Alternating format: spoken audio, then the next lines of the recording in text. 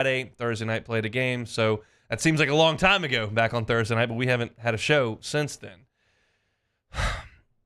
It starts with a decision to start Javen Coleman on Thursday night against Hagen Smith in Arkansas. I believed that to be the correct call by Jay Johnson. I can listen to both sides of it. In my opinion, going with Javen Coleman in that game made the most sense. Your offense has not exactly set the world on fire. He has been nearly unhittable for a month. The bullpen is ready to roll for Arkansas. It's a home game, and you feel like you go from potentially doing what Auburn did last week, losing a 1-0 game against Hagen Smith because you can't hit him and that Will McIntyre in that bullpen, and then not even having the scales tip in your favor in games 2 or 3 because you've burned Holman. And I thought, statistically speaking, your best chance was to back him up a day. So you go with Coleman. And he comes out, and he does a decent job. And while you're striking out a lot against Hagen Smith, you did get the 2 big swings from Tommy White and Hayden Travinski, back-to-back home runs. And, Fidel Ulloa comes in, and he's not great, but he's okay. And Justin Lohr comes in, and he's able to get you 4 outs and didn't give up a run. And you go to Christian Little, and he gets a couple strikeouts, and you're in the mix. And it's 3-2 Arkansas in the bottom of the 7th. And this is decision time for Jay Johnson. This is a tough spot because you could go to some of your A relievers. Down 1 late in the game with Hagen Smith out. But really the point here is to swing the odds in your favor in games 2 and 3.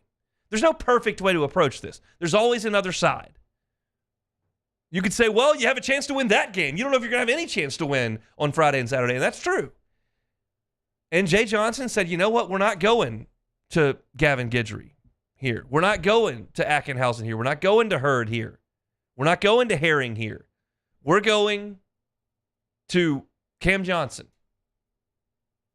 That's down the line. And Cam walked a couple of guys and walked a run in.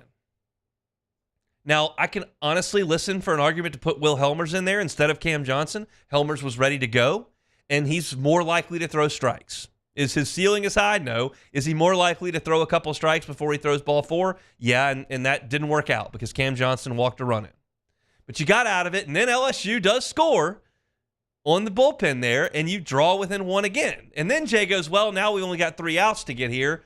I'll throw Guidry in there to see if we can hold the line and maybe come up there with down 1 and tie it or take the lead in the 9th inning. And, of course, Guidry gives up the 3-home run homer, and it's ball game.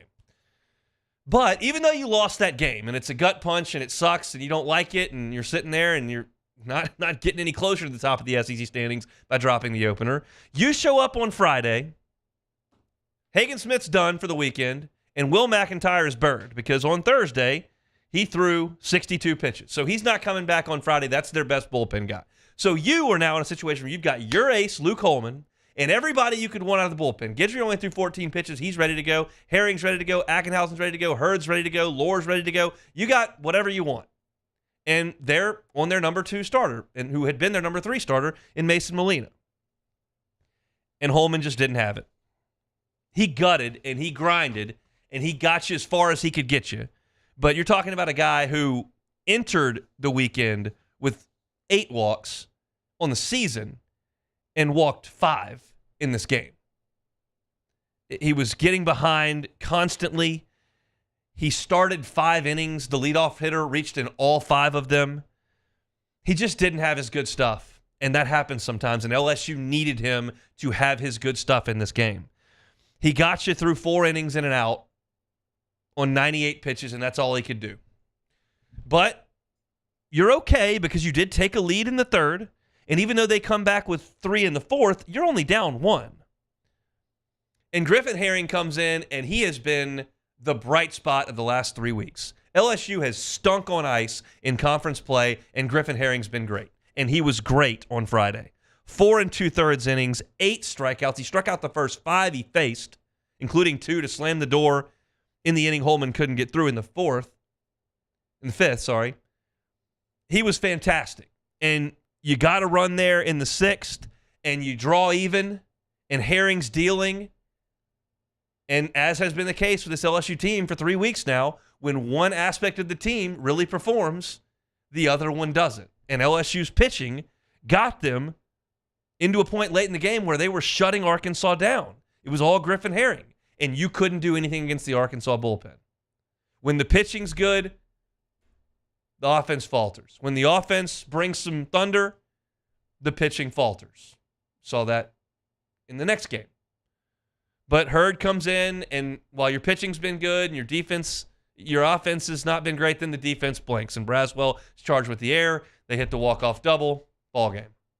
And that's the one you had to have. I said this on Thursday. The pressure was on Arkansas on Thursday. You've got your ace out there. LSU's pitching Javen Coleman. The pressure's on Arkansas to win that game. But it flips immediately to LSU once Arkansas wins. And LSU buckled, and they lose a 4-3 contest in extras. And then you come out in the game on Saturday, and Gage Jump was just average. And now for 3 weeks, Gage Jump has just been average. That's a guy based on what I saw in the fall and in the spring and what I heard from inside the program that I thought this guy had SEC ace level stuff.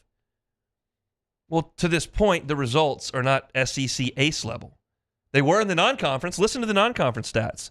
13 1/3 innings, 1 unearned run, no earned runs in 13 1/3. He had 21 strikeouts and 2 walks. That's what an ace looks like in the non-conference. In league games, 3 outings, 13 innings, 10 hits, 10 earned runs, 9 walks, and 14 strikeouts. He's just been average against the SEC. And he was pretty average on Saturday.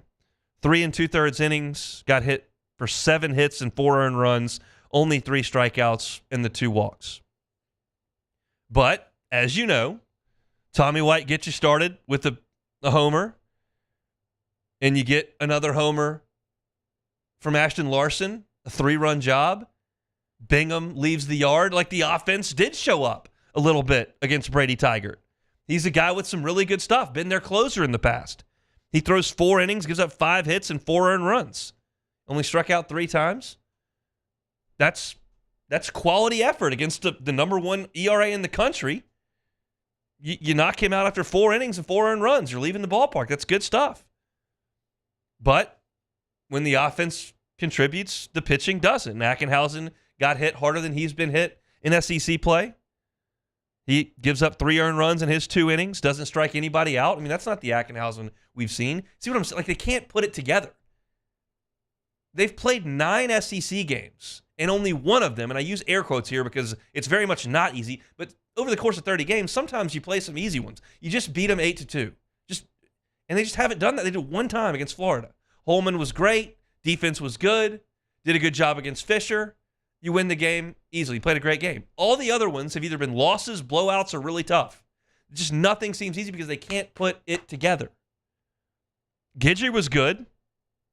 He struck out 3 in 2 shutout innings. But just too little, too late. And then, when you're not playing well, I've said that, you're not pitching it great, you're not hitting it great, defense blinks in a huge spot on Friday, and also, your luck wasn't great. You got some runners in scoring position late and a chance to tie that game or take the lead. You got your guy to the plate. Mac Bingham's got 2 home runs on Saturday, strikes out. That's not luck, but the next part is Tommy White hits one that's how far foul that would have taken the lead? Not very far. And then he hits a missile, double play, and you're swept. I mentioned this back on Thursday. LSU was the only team in the league that did not get swept last year. Can't say the same for this year, because the Tigers got swept in Fayetteville. And Arkansas is just better. Arkansas played better. They hit better. They played better defense. They pitched it better. They looked more dominant, looked more complete, looked more composed. Jay Johnson tried everything he could to get a game. Tried everything he could to get a game. And they couldn't get one. Weren't blown out. Weren't non-competitive. Weren't embarrassed. Weren't good enough. And it's a bummer. And I'm a little stunned at where things sit right now. And I got text messages over the weekend. I wrote my column for On 3. There's been a lot of discussion. You have the Sunday off with a lot of family talking about the baseball team. And 2-7 is a rough spot. So when we come back, I'm going to assess that situation and tie it back to Meyer's swimming lessons, because why wouldn't I do that? It's the Hunt Palmer Show. You are now listening to the Hunt Palmer Show. Visit us at Le Berge. It's Baton Rouge Casino this weekend for all of the hoops action. Got the biggest screens, best food and drink, plus giving away Penn cash bonuses and prize to Penn Play Rewards members. If you're not a member, you can join today. Download and register for the Penn Play app from the App Store and unlock all the fun, including a chance to win up to $2,000 in Penn cash. All this and more. Make Le Berge Baton Rouge Casino your March sports viewing headquarters and your April sports viewing headquarters. Must be 21 or older. Gambling problem? Call 1-800-522-4700. In times of need, get a full list of phone numbers, websites, and other important emergency information on the Demco Stormwatch page at 1045ESPN.com. When it comes to ending cancer, we push forward, always working together for you. That's why our cancer experts at Ochsner have clinically integrated with MD Anderson Cancer Center. This means advanced cancer care, including access to life-saving clinical trials and integrating care to treat the whole you. Introducing Ochsner MD Anderson Cancer Center. Long live you. He's here. Anyone want a Coors Light? Oh, shoot, I forgot to play the song. I got a guy who can fix this. There it is, the extra mile, on the border of expected and extraordinary for those willing to go further, like vans customized for work or play, with safety and tech to keep you connected, supported by a 5-star sales, service, and finance team, and backed by the 1-star you know. So go the extra mile. It's never crowded, because so few have what it takes to go there. Mercedes-Benz Vans. Hey, it's Matt Moscona. For years, you've heard me tell you about Insurance Network of Louisiana, helping you find better coverage for less money. But it's not just for your home and auto. They also offer commercial property. So, retail stores, professional offices like doctors, dentists, attorneys, clothing boutiques. Insurance Network of Louisiana can find you better coverage for less money. They service the entire state of Louisiana, and they're local. So call today at 293-0450 or lainsurance.net.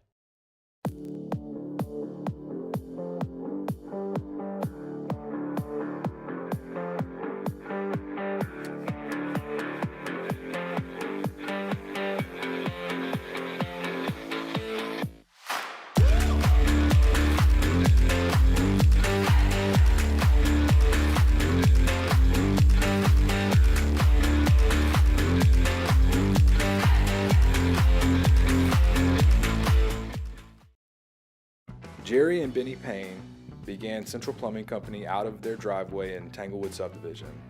50 years later and 4 generations down the road, we continue to serve Baton Rouge and the surrounding areas for all of their plumbing needs. Residential, commercial, industrial, or hospitality, Central Plumbing is here 24/7, 365. We want to thank our customers, family, and friends for 50 years of success. And looking forward to 50 more. Bayou Ford has the new inventory to get you in a new Ford truck or SUV today, or customize your next vehicle just the way you want it. All new Bayou Ford vehicles come with a 1 million mile power. Join us for the Tuesday edition of Live at Lunch from Mike Anderson Seafood, Wes Lee at Nicholson. Andy Isco joins us from Las Vegas. Todd Graffanini, voice of the Pels, and Buzzy Hydell with us to talk LSU baseball. Live at Lunch, 11 a.m. Tuesday on 104.5 ESPN Baton Rouge.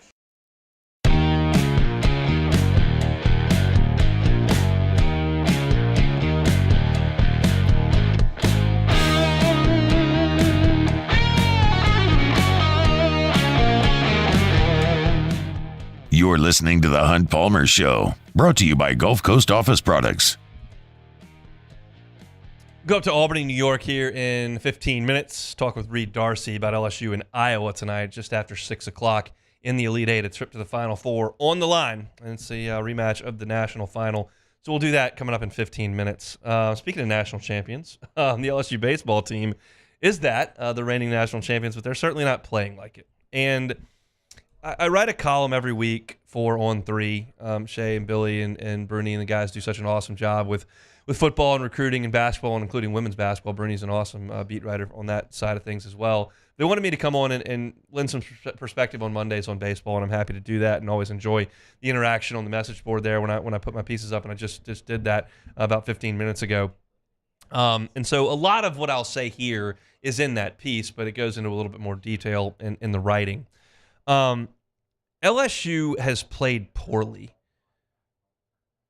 to this point in SEC play. That's fair to say. I also think it's probably fair to say that they've underperformed relative to the talent level. I know that there are a lot of people that say I don't care about that. These guys aren't that talented. Look at the numbers. Look at the losses. There are some guys on this team that have some skins on the wall. There are some guys on this team that have incredible physical gifts, but the whole is far less than the sum of the parts at this point.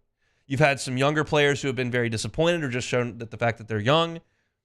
You've had some inopportune moments in games that have swung them back or forth. You could have won the game against Florida on Saturday. You could have won a game against Arkansas this weekend. But they didn't. You are where you are. But there are two different conversations here. One is, how has this team played and what are the pieces that are made up of it? And then, what is the situation that they've been put in, quite literally, with the numbers? My concern level on their level of play is high, but it's not panicked. I think Luke Holman's pretty good. I think that Gage Jump has a chance to be a quality starter in the SEC. He's going to have to do a better job his last 7 starts in his first 3, but again, he doesn't have a lot of college innings under his belt. I think Griffin Herring is blossoming into a bullpen star. I trust Nate Ackenhausen. I think Gavin Gidry can get guys out.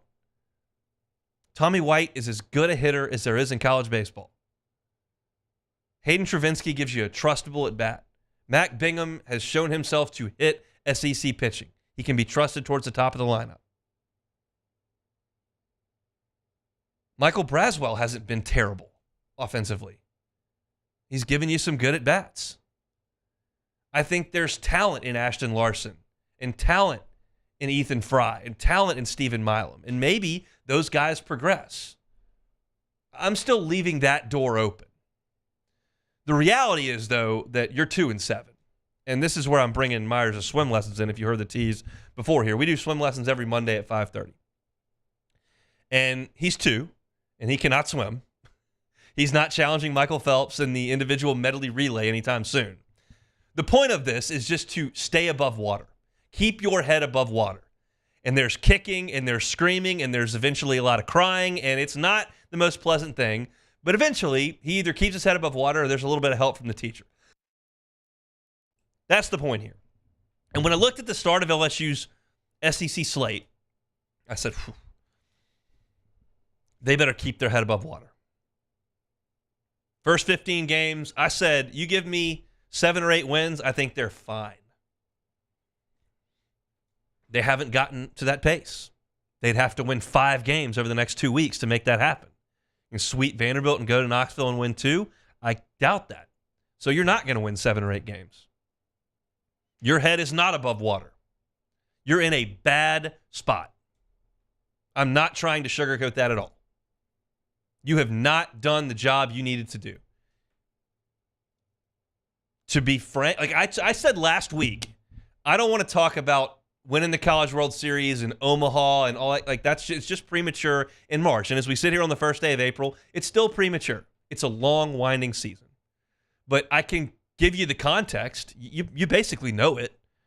You probably need to win 14 league games to get in.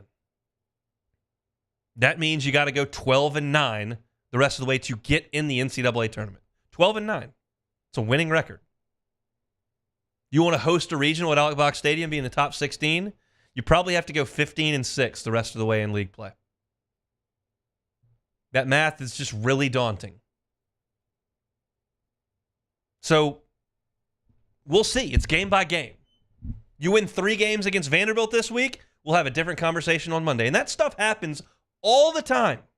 All the time. You know about Ole Miss a couple of years ago. You know they were 14-16 in league play and probably didn't deserve to be in the field. They won the national championship. That's the most fun thing about this sport. You have 3 bad weeks in football, go to the Texas Bowl. Have all your players opt out. Play a wide receiver at quarterback. Do what Purdue did in that game 2 years ago when no one was there and LSU beat them by 100. That's what 3 bad weeks will do to a football team. Texas A&M's basketball team 2 years ago, they lost 8 in a row. Lost 8 in a row over a span of 25 days. About 3.5 weeks. Didn't matter that they won 8 of their last 10, made the SEC tournament final. They didn't get in because they doomed themselves with 3 bad weeks. You don't doom yourself with 3 bad weeks in this sport. You just got to play way better. And this is not the league to be in to try to figure it out. It's just not. You name me another sport. Not that this happens one time.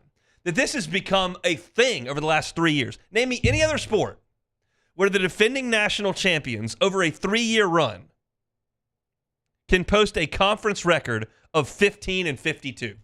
15-52.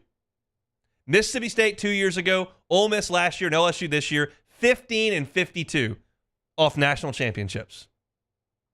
That doesn't happen in any other sport. I can't speak exactly to women's water polo, but I feel pretty confident about it. Something tells me Stanford's good at that. And they probably don't lose all their conference games the next year. Do you think this is just an anomaly, or do you think it's because of NIL and just the way rosters turn over so much? The SEC is significantly better today than it's ever been. It's significantly better. I don't mean like last year. I mean like over the course of a 5-year span, 10-year span. The SEC is significantly better. Just look at LSU's lineup. They had the 2 best signees from UCLA's signing class 2 years ago on the mound are on LSU's team and have been in the rotation, Thatcher Hurd and Gage Jones. The national freshman of the year left Arizona to come to LSU and left NC State to come to LSU. Right now, Stanford's best player leads the nation in RBIs and is second in the nation in home runs, and he plays for A&M. That's UCLA and Stanford, not UC Irvine, not some school you never heard. These are perennial super regional college World Series programs that have their best players play in the SEC now. So if you're trying to find your way, you can do it against Auburn. You can do it against Ole Miss. You can do it against Missouri. And I'll get to some of these numbers here in a second. You can't do it in Starkville right now. They've played really well for 3 weeks. You cannot do it against Florida. You cannot go to Fayetteville and fake it. You'll get your butt kicked. Nobody came into the box. Well, I shouldn't say that. Mississippi State came into the box last year and beat LSU. But it didn't beat Skeens. It's just really difficult. And I think there are better days ahead for this LSU team this year. This is just a really difficult spot. And I know that this is, generally speaking, not what people want to hear because it's sunshine pumping and it's, pie in the sky. It's Pollyanna. It's, Hunt, pro, LS. I'm just telling you. Vanderbilt's offense in its last 6 SEC games is scoring 3.2 runs per game. They got swept by 2 weeks ago, and then this week they did sweep Missouri. They didn't score any runs. They scored like 4, 3, and 2 runs in those 3 games. I'll go look it up. But I know that they're averaging 3 runs a game over the last 2 weeks in SEC play. They're not hitting the ball worth a flip for 2 weeks. Auburn is 1-8. I don't think they're good at all. Ole Miss was embarrassed twice by Kentucky. They're terrible again. They don't have an ace. They don't have any stars. They're wayward. And Missouri's atrocious. They're hitting in the 100s in league play. That's 12 games you've got coming up at some point. Now it's Vandy this week, but then you got to deal with Tennessee. Then you got Missouri, and you got to mix A&M there somewhere, and you don't get to Ole Miss till the end. But that's 12 teams against teams with significant flaws. Going to Knoxville is going to be not fun.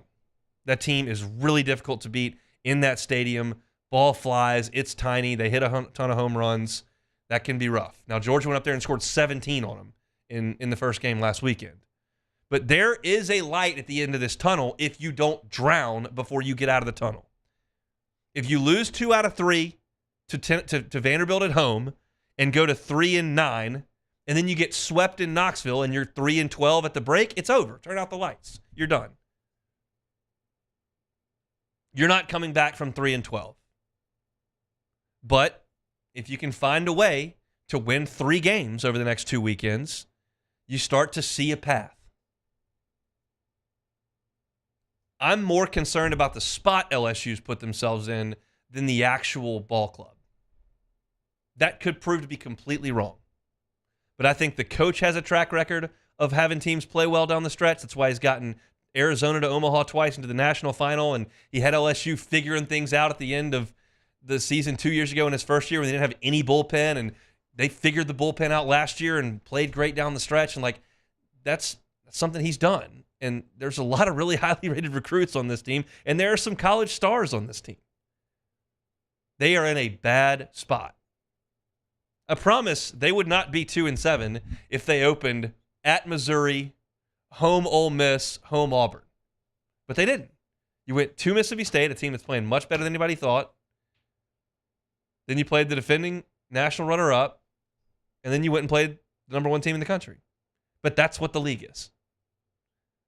That's why you can go 16-14, 17-13 and be in the hosting discussion in this league. And if you do that in the Pac-12, you're on the bubble.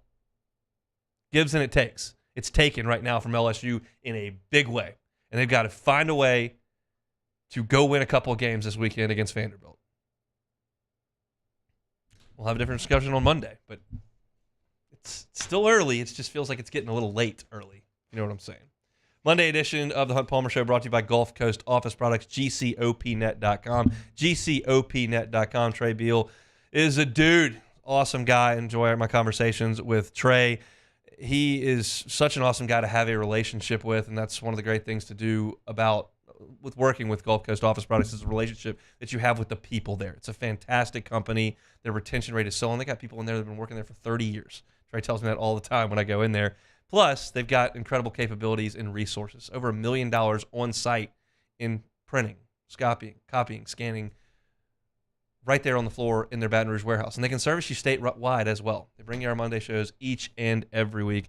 GCOPnet.com. That's our friends at Gulf Coast Office Products. Take a time out, go up to Albany, New York, and chat with Reed Darcy from The Advocate. That's next. The Hunt Palmer Show. One Bath and Closets. OneBathAndClosets.com is the website. David Duvall and his team, 30 years redesigning and remodeling bathrooms and closets. Just not happy with the situation in your bathroom. Everything's old, kind of falling apart. Maybe you've got a bathtub you don't even use. Tub to shower conversion. Totally changes the aesthetic of your bathroom and the functionality of your bathroom. If you don't ever get in that tub, take it out. Put in a glass walk-in shower. David Duvall and his team do that kind of stuff all the time. If you're thinking, not a great time to pay for that, well, might be. They've got financing options available there at One Bath and Closets. Get the free consultation. That doesn't cost you anything. You can start the process there with a questionnaire, conversation with David and his team, and they'll tell you what they can do for you. Check it out online, OneBathAndClosets.com, OneBathAndClosets.com. Our listeners fire off their opinions on the JimsFirearms.net hotline at 499-1045. Keep listening for your next chance to shoot us your thoughts with the JimsFirearms.net hotline on 1045 ESPN Baton Rouge.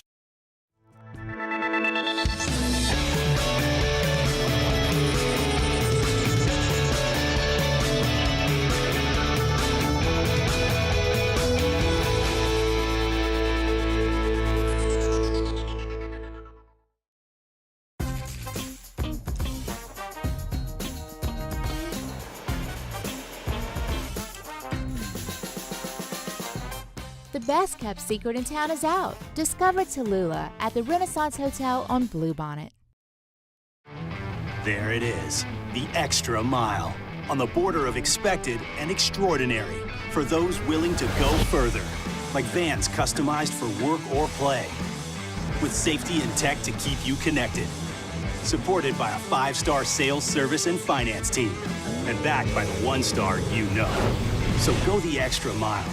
It's never crowded, because so few have what it takes to go there. Mercedes-Benz Vans. I've been doing business with Luba for 25 years. They're dependable, trustworthy. It's just the attention to detail with our clients. Our folks have years and years of experience. They're highly trained professionals, but many companies have that asset. What I'd like to think makes Luba a bit different is that we use those talents in a way that truly is dedicated to serving the needs of the folks who depend on us.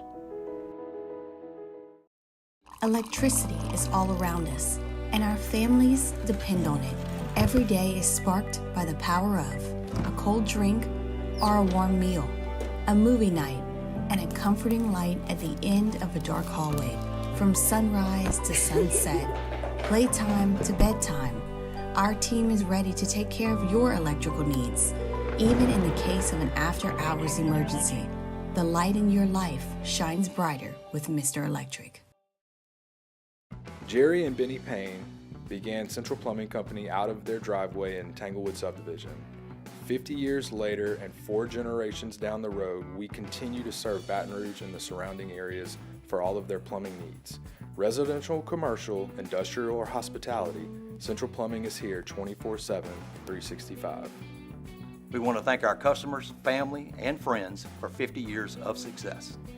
And looking forward to 50 more. Bayou Chrysler Dodge Jeep Ram is taking $22,500 off the new 23 Ram 1500 SCA truck. We're open for business in our beautiful new showroom and taking $22,500 off the new Ram 1500 truck. All new Bayou vehicles come with a 1 million mile warranty. The crew at Bayou Automotive is going to do right by you.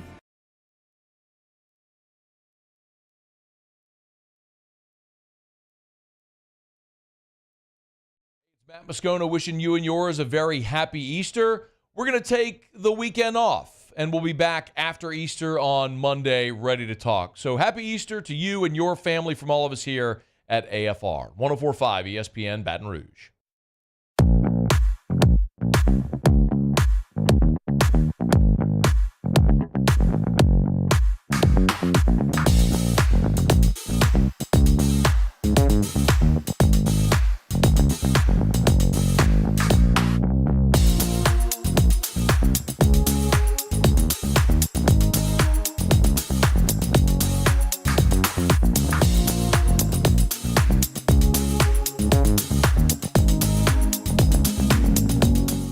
This is the Hunt Palmer Show, brought to you by Gulf Coast Office Products.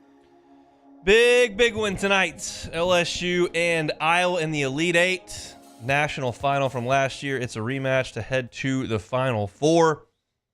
Caitlin Clark, Angel Reese, all eyes going to be on LSU and Iowa tonight. Reed Darcy will be there. He covers the LSU women's basketball team for The Advocate. Joins us now from Albany, New York, on the Jim's Firearms Hotline. Reed, thanks for the time. How are you?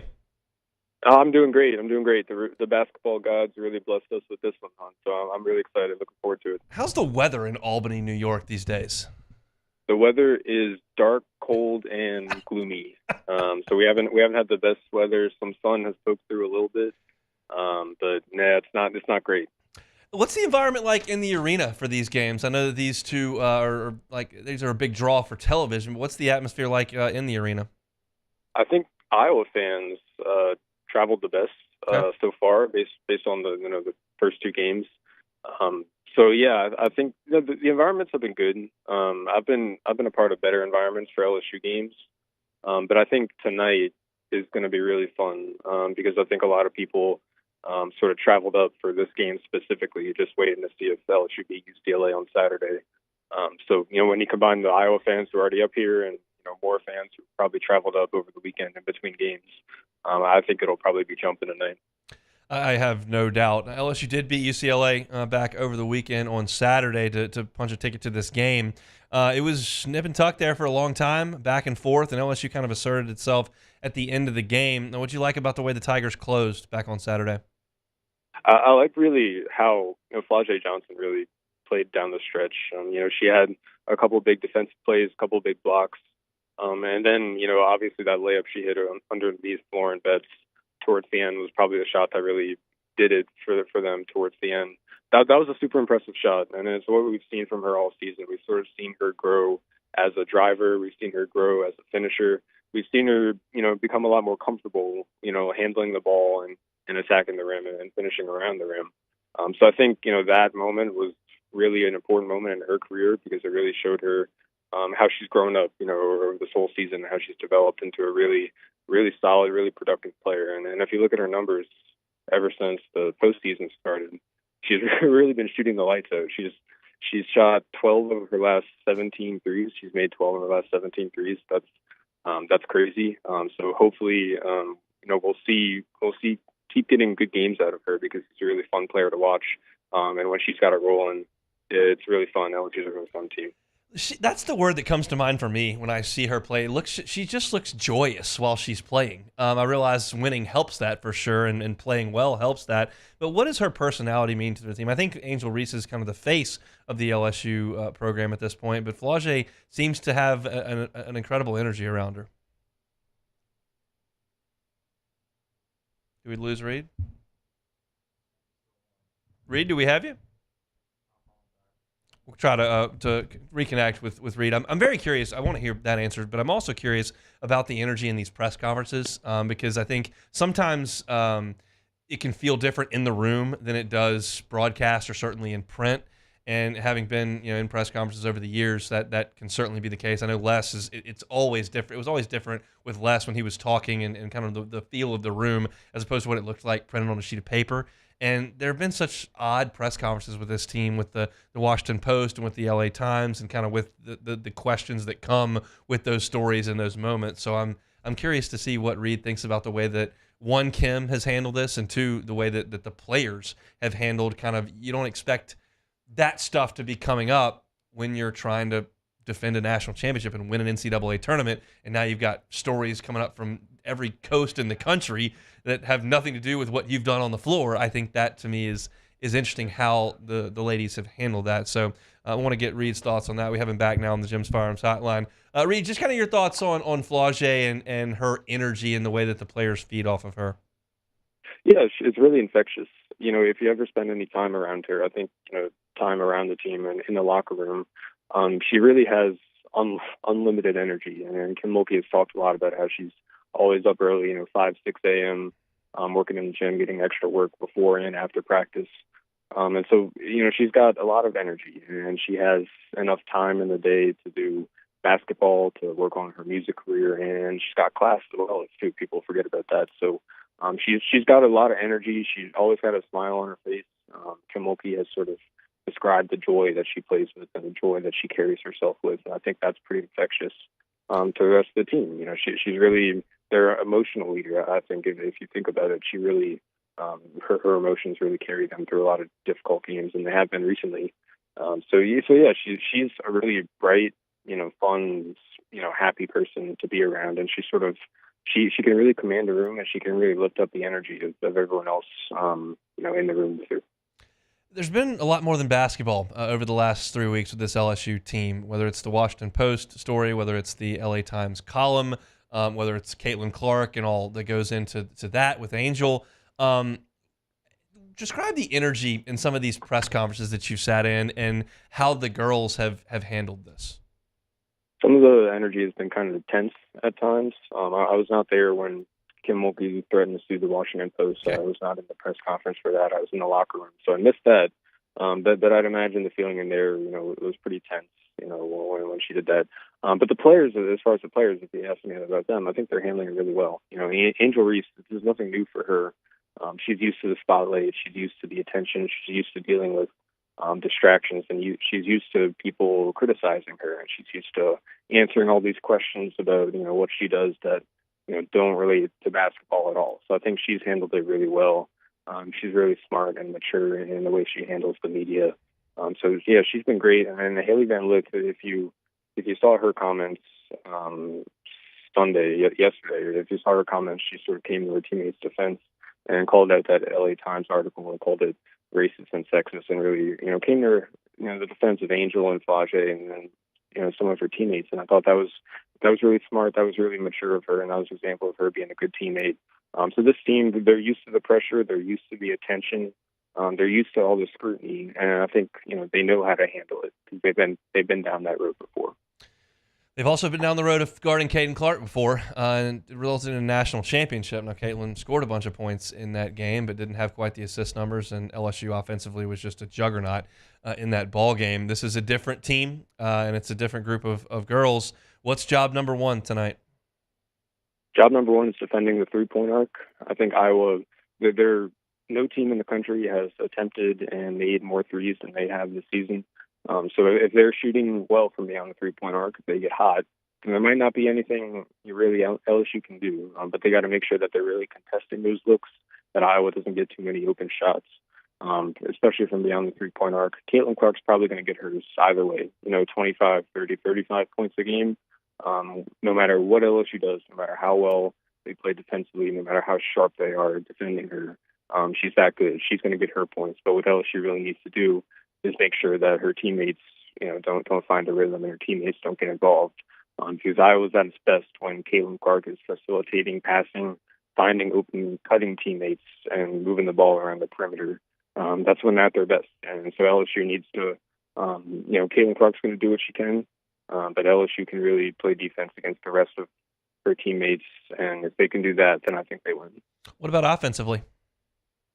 Offensively, Iowa can be undersized. So LSU, it's a good matchup for them. They can really do a lot of damage, I think, around the rim and at the free throw line. Iowa, they're not UCLA. They don't have the size that we saw from them. They don't have Lauren Betts, someone who's 6'7", who can really battle with Angel Reese. So Angel Reese, she's battled foul trouble at times in the tournament. She's had a couple inefficient games. I think tonight is really an opportunity for her to break through any of those struggles, because no one on Iowa can really match her size, her height, her length. So I'd expect her to have a good day, get a bunch of offensive rebounds, get a bunch of trips to the free throw line. And that's really how LSU should probably attack this Iowa team, because they are undersized and they can get points around the rim, and that's really their bread and butter. So I think that's what you'll see tonight. Reed, we appreciate some time. Enjoy the basketball. Safe travels home, all right? Yeah, absolutely. Appreciate y'all. Thank you. He's Reed Darcy with The Advocate, covering the LSU women's basketball beat. And it's, sometimes this media gig puts you in some really cool spots. Last year being up in Omaha was awesome. And tonight's a real cool one for Reed and everybody that's up there and covering it, because you've got two of the biggest stars in all of women's sports right now, in Angel Reese and certainly in Caitlin Clark. And obviously Kim is a lightning rod as well. And that's going to be an unbelievable environment and such a cool thing to watch tonight. And I think there's a lot of LSU folks that'll be locked in just after 6 o'clock tonight to see if the ladies can beat Iowa for a second time in Caitlin Clark's college career and punch their ticket back to a second straight Final Four. That'd be cool. So we'll see if it happens. Reed will be there every step of the way. We'll come back and close out hour number one. LSU men's basketball starting to make some waves in the transfer portal. What are we hearing? What do we know? I'll talk about that when we come back. You are now listening to The Hunt Palmer Show. ESPN Bet. That app is live in Louisiana. Just download the app. You're going to get $100 back in free bets with the first bet that you place. ESPN Bet is ready to take you through all the huge sports moments now that we're into the spring. As the exclusive sportsbook of ESPN, it's got all, including offers and promotions from Scott Van Pelt and Stephen A. Smith. There's no better time to be a sports fan, so sign up today. New users get $100 in bonus bets for making any sportsbook bet. Download ESPN Bet today. What a play. Must be 21 or older. Gambling problem? Call 1-800-522-4700 in partnership with LeBears Lake Charles. Terms and conditions apply. See app for details. In times of need, get a full list of phone numbers, websites, and other important emergency information on the Demco Stormwatch page at 1045ESPN.com. Bayou Ford has the new inventory to get you in a new Ford truck or SUV today, or customize your next vehicle just the way you want it. All new Bayou Ford vehicles come with a 1 million mile powertrain warranty. The crew at Bayou Ford is going to do right by you. Power up your next project with John Deere Deals by Sunshine. Whether you're working hard or playing hard, our knowledgeable team will help you find the right product for you. Ask us about our amazing tractor package promotions. Learn more about what it means to be powered by Sunshine at sunequip.com.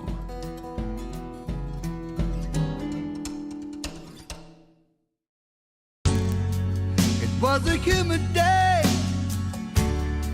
barefoot children play, looking for that summer shade. Time just slips away. Oh, Louisiana, some kind of hold on me. Like cypress stumps, your roots are planted deep inside of me. Bayou Chrysler Dodge Jeep Ram is taking $22,500 off the new 23 Ram 1500 SCA truck. We're open for business in our beautiful new showroom and taking $22,500 off the new Ram 1500 truck. All new Bayou vehicles come with a 1 million mile warranty. The crew at Bayou Automotive is going to do right by you. Hey, it's Matt Moscona. For years, you've heard me tell you about Insurance Network of Louisiana, helping you find better coverage for less money. But it's not just for your home and auto. They also offer commercial property. So, retail stores, professional offices like doctors, dentists, attorneys, clothing boutiques. Insurance Network of Louisiana can find you better coverage for less money. They service the entire state of Louisiana, and they're local. So call today at 293-0450 or lainsurance.net. I've been doing business with Luba for 25 years. They're dependable, trustworthy. It's just the attention to detail with our clients. Our folks have years and years of experience. They're highly trained professionals. But many companies have that asset. What I'd like to think makes Luba a bit different is that we use those talents in a way that truly is dedicated to serving the needs of the folks who depend on us. There it is, the extra mile, on the border of expected and extraordinary, for those willing to go further, like vans customized for work or play, with safety and tech to keep you connected, supported by a 5-star sales, service, and finance team, and backed by the 1-star you know.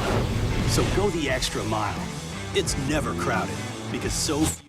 Time to start dancing in the desert. It's the 2024 NCAA Men's Final Four in Phoenix. Tune in for live coverage starting Saturday afternoon at 3 from the team at Westwood One right here on 104.5 ESPN Baton Rouge.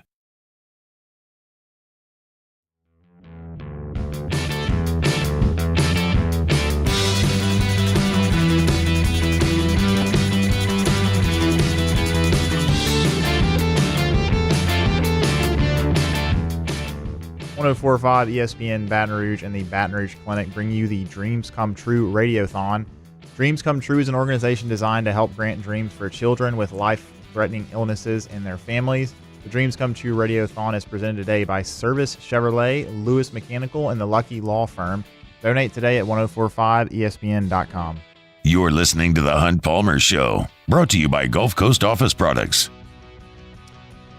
LSU men's basketball not still in the mix in the Final Four, but looking to overhaul the roster and put together the 2024-2025 version of Matt McMahon's LSU Tigers. And they got a commitment from a Power 5 transfer over the weekend. Cam Carter, who is a Donaldsonville native, but then went to Oak Hill Academy and then Mississippi State and then Kansas State for a couple of years, has committed to come home to play for LSU. Now, I told you last week that, like, I'm not going to get super stoked for a bunch of guys with 225 area code cell phones coming back home to play. Like, that's not going to be something that's going to get me all fired up.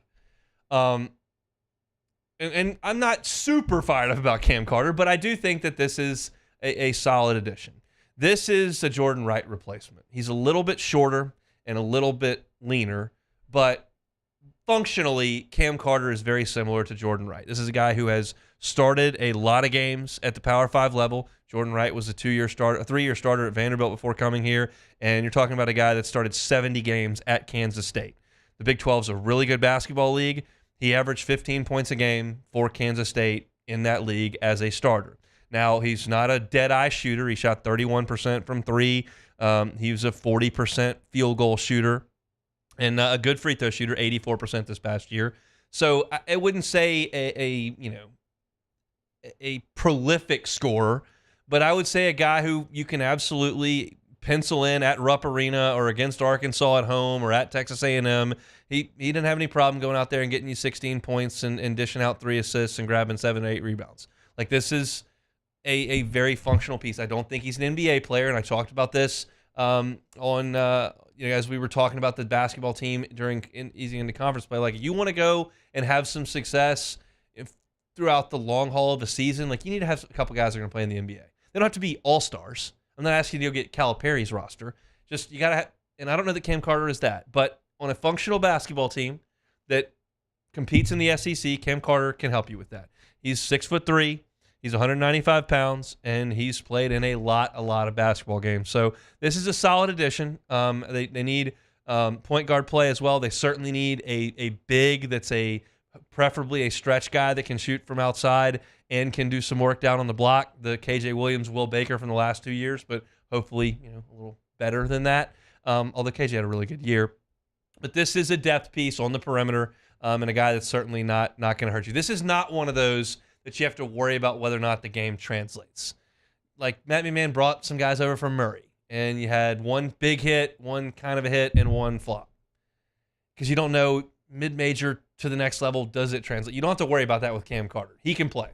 He can play against Bama. He can play against Florida. He can play against A&M. He's fine. He came to the PMAC this year and scored 21 points in that game that Kansas State won. So this is a solid add for Matt McMahon and company. The next one is not in that vein, and this is not a commitment, but Glenn West, our guy from Go 24/7, who we'll have on tomorrow's show, is reporting that LSU will get a visit from Jordan Sears, who is a junior point guard from UT Martin. He started at Gardner-Webb, then went to UT Martin, and one of the best players in the Ohio Valley Conference this past year. You're talking about a guy who is a 5'11", 185-pound guard, but he's got some numbers that make me go, okay, I might be interested in something like that.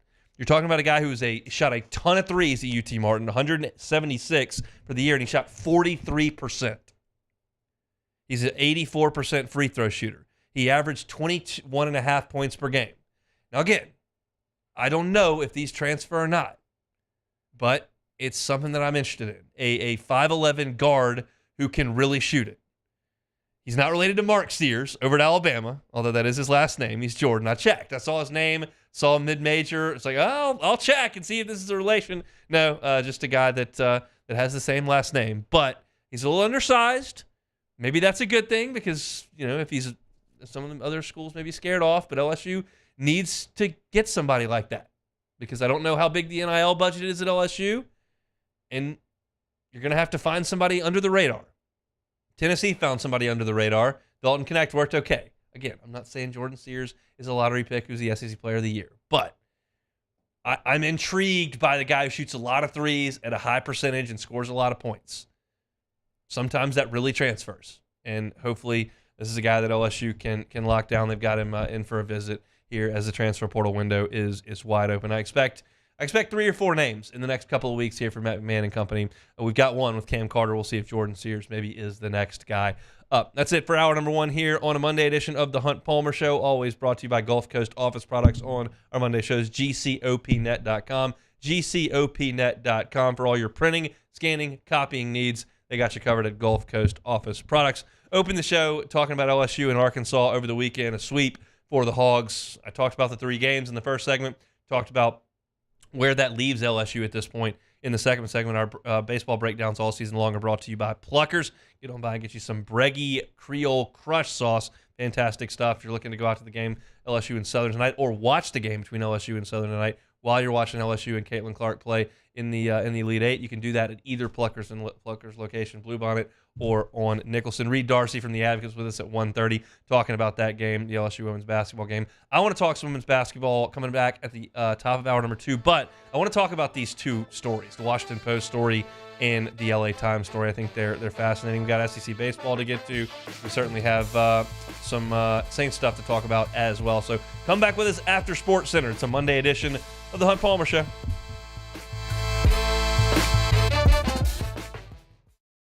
Gulf Coast Bank and Trust is giving our customers the power to bank anywhere, anytime during this challenging event. And we're right there with you. Our mobile banking app is a smart way to manage your money and time.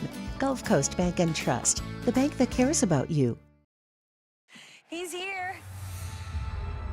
Anyone want a Coors Light? Oh, shoot, I forgot to play the song. I got a guy who can fix this. At Relief Windows, we're more than windows. We're windows, doors, hardy plank, and vinyl siding. But our #1 product is always customer satisfaction. Visit us online at reliefwindows.com. Oh, by the way, we do shutters too.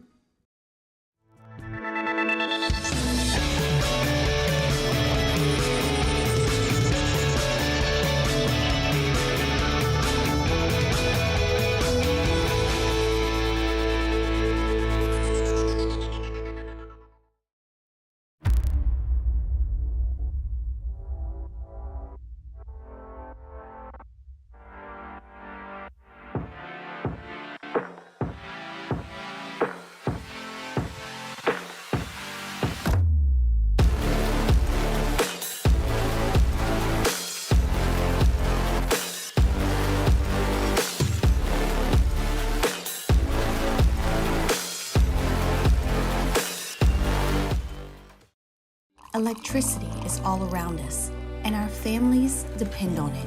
Every day is sparked by the power of a cold drink or a warm meal, a movie night, and a comforting light at the end of a dark hallway. From sunrise to sunset, playtime to bedtime, our team is ready to take care of your electrical needs. Even in the case of an after-hours emergency, the light in your life shines brighter with Mr. Electric. Jerry and Benny Payne began Central Plumbing Company out of their driveway in Tanglewood subdivision. 50 years later and 4 generations down the road, we continue to serve Baton Rouge and the surrounding areas for all of their plumbing needs. Residential, commercial, industrial, or hospitality, Central Plumbing is here 24/7, 365. We want to thank our customers, family, and friends for 50 years of success. And looking forward to 50 more.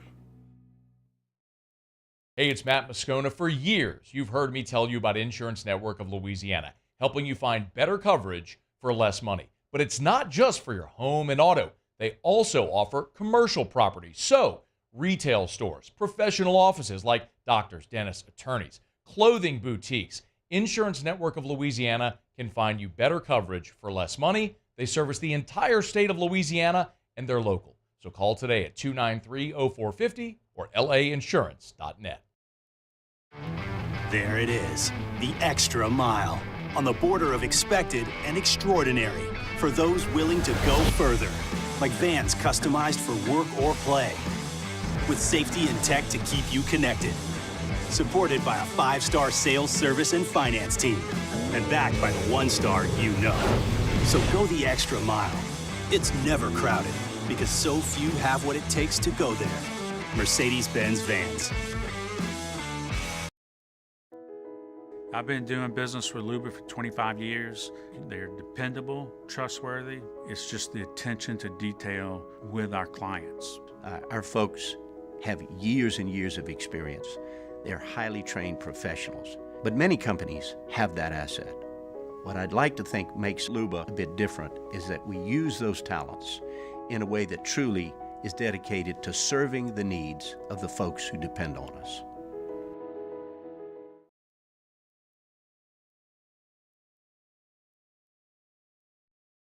Is Sports Center. I'm Doug Brown. The Women's Elite Eight wraps up tonight with a powerhouse doubleheader on ESPN starting at 7 Eastern. Iowa plays LSU in Albany, then UConn and USC in Portland. What does a night like this do for women's basketball and its players? ESPN's Monica McNutt. They are marketing gold mines.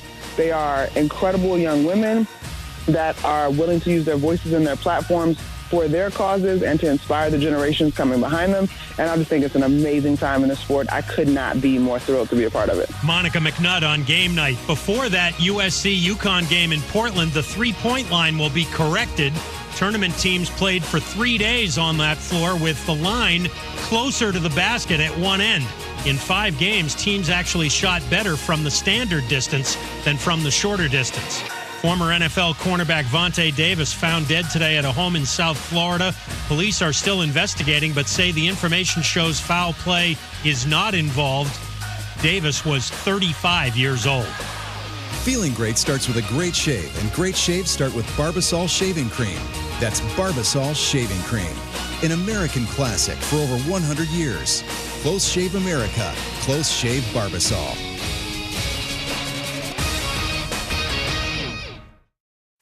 Ladies and gentlemen, may I direct your attention to something quite extraordinary? Now, the Hunt Palmer Show.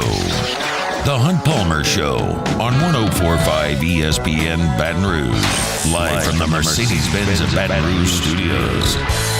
This is Hunt Palmer.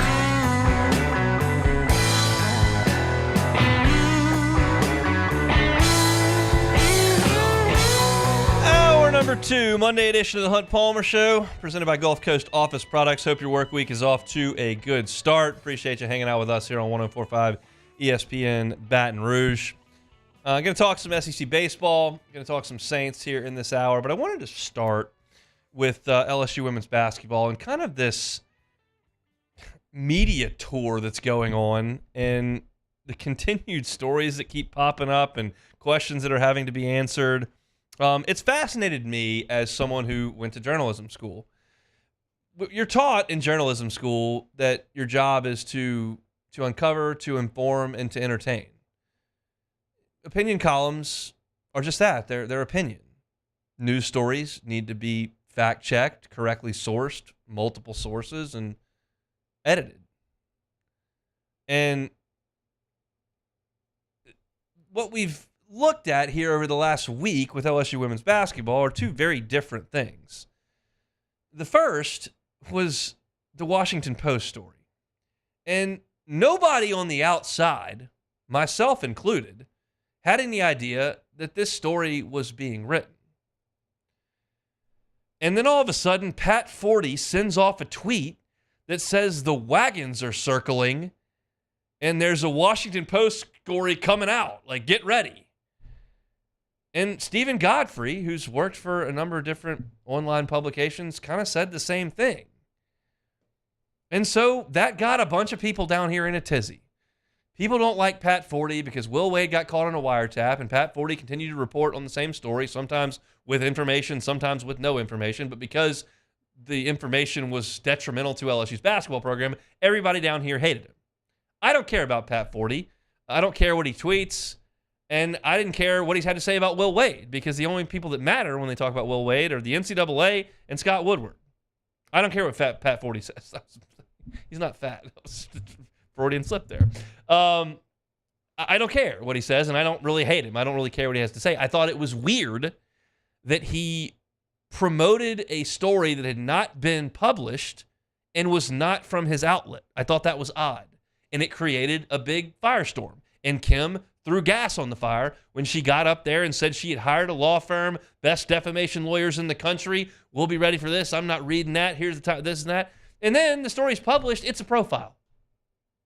The Washington Post did a profile on the highest profile coach in the sport during March Madness. If he did work for 2 years on that, seems like there was probably a lot of downtime in there. Talked about her relationship with her dad, siblings, some players, some of the situations that popped up. It was not defamatory. It was not inflammatory. It was a profile on a polarizing figure, the biggest figure in the sport right now. I would suggest Kim Mulkey has a higher profile in the sport right now than Dawn Staley or Gino Auriemma. Gino Auriemma is one more. Dawn Staley's last two teams have been really good. She's got national championships as well. But Kim, because of the length of time that she's had success, the clothes, the changing, the press conferences, all that kind of stuff, like, she's high profile. And this was, to me, if you don't know anything about Kim Mulkey, maybe an interesting read as you might watch some women's basketball. If you're an LSU fan or a Baylor fan and you've known about Kim Mulkey for 20 years, you probably didn't learn much. But it was nothing that anybody needed to be upset about. And last week, I came on and said, like, I don't get what everyone's up in arms about. I'd like to read it. And I said, and this was up on Instagram and all the reels and stuff, I said, like, if she broke the law or broke some rules, like, I'll react to that if it's uncovered. If it just talks about, hey, she yelled at a player or didn't talk about that, like, I'll react to that too, but I don't really think it's worth a story. I didn't care about it. Now, the LA Times column that Ben Bolch wrote is a completely different thing. This was an opinion column, and I understand that Ben Bolch writes for the LA Times, which is the homestanding newspaper of UCLA. The vast majority of the people that are reading his piece that are interested in college basketball like UCLA and don't care about LSU. Maybe they like Kim Mulkey, maybe they don't like Kim Mulkey, but they pull for UCLA, and they are certainly going to pull for UCLA against LSU. And Bolch took a swing with this column, and he just straight up whiffed on a number of levels. There have been lots of games over the course and time of sports where there were contrasting styles. And writing about that is good. Like, I'm not saying this piece was good, but like, I wrote a column before LSU played Iowa in the Outback Bowl in January of 2020, of January of 2014. And I called it blue collar versus blue chip because Iowa had a bunch of 3-stars that had been there for 4 and 5 years, and they played really hard, and they weren't in any mock drafts. And LSU had a bunch of guys like Jeremy Hill and Odell Beckham and Jarvis Landry and all those guys that were blue chip recruits. But it was a contrast in terms of the programs, and I thought it was interesting enough to write a column about. Again, I don't know if the column was great or terrible, but it is something that I did personally where I contrasted 2 different styles of a program. And he tried to do this with LSU and UCLA, and he just failed. For one, he used the term good versus evil. He called a women's college basketball team evil. A journalist should probably be aware of the words they're using. Like, that's what you have as a journalist. Evil? It's a women's college basketball team. That's a complete whiff. In his lead, he called the game between UCLA and LSU a reckoning. A reckoning? How important do you think this game is?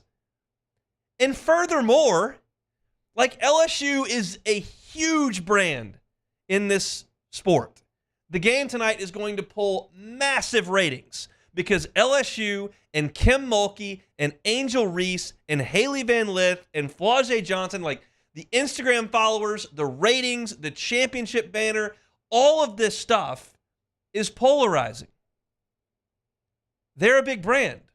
UCLA, while the university and athletic brand is very big, the women's basketball brand, not big. This town pays a ton of attention to women's college basketball, as much as just about anybody, probably save Storrs, Connecticut, and right now Columbia, South Carolina, and Iowa. Could anybody name anyone? Could you name UCLA's coach now? No, I couldn't. I watched the game.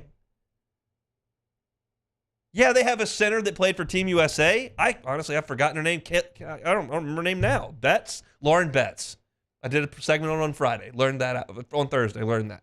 But I'm sure they're great young ladies. They've had a really good season, a good basketball team. But this is not Catholics versus convicts, 2 of the biggest brands in college football, Notre Dame and Miami. This is not Larry Bird versus Magic Johnson. No one cares about UCLA women's basketball.